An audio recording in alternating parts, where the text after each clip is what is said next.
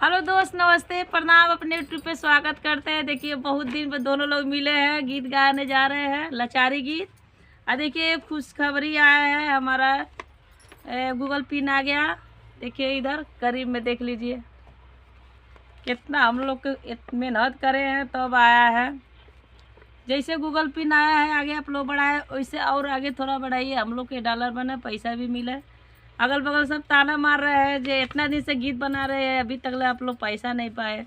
आप लोग कोशिश करिए जो ये पैसा हम लोग के मिल जाए, यूट्यूब के पैसा आप लोग के बीच में दिखाएंगे जैसे गूगल पिन दिखा रहे हैं। देखिए गूगल पिन है। अब सुनिए हम लोग लाचारी गीत गाने जा रहे हैं। हे जी साइया पढ़लाई स्कूलवा में, हे जी साइया पढ़लाई स्कूलवा में, छुट्टी मारी माहिया में दोपहरिया में, छुट्टी मारी मांगिया में दोपहरिया में, नातिया ले आवेला किताबिया में, जी नातिया ले आवेला किताबिया में, छुट्टी मारी मांगिया में दोपहरिया में, छुट्टी मांगी मांगिया में दोपहरिया में, हे जी सैया पढ़लाई स्कूलवा में, हे जी सैया पढ़लाई स्कूलवा में, छुट्टी मांगी मांगिया में दोपहरिया में, छुट्टी मांगी मांगिया में दोपहरिया में, टीका वाले आवेला किताबिया में, हे जी टीका वाले आवेला किताबिया में, छुट्टी मांगी मांगिया में दोपहरिया में, छुट्टी मांगी मांगिया में दोपहरिया में, हे जी सैया पढ़लाई स्कूलवा में, हे जी सैया पढ़लाई स्कूलवा में, छुट्टी मांगी मांगिया में दोपहरिया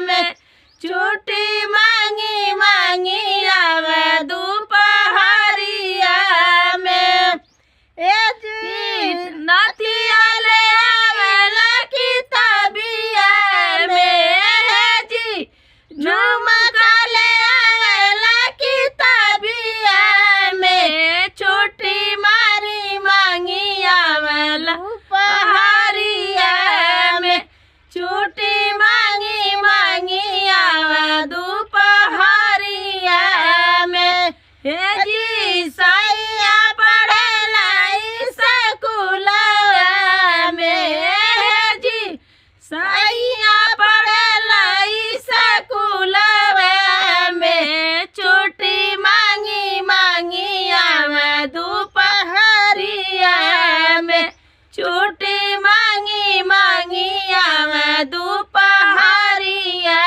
में, हे जी हार वाले आवेला किताबिया में, हे जी हार वाले आवेला किताबिया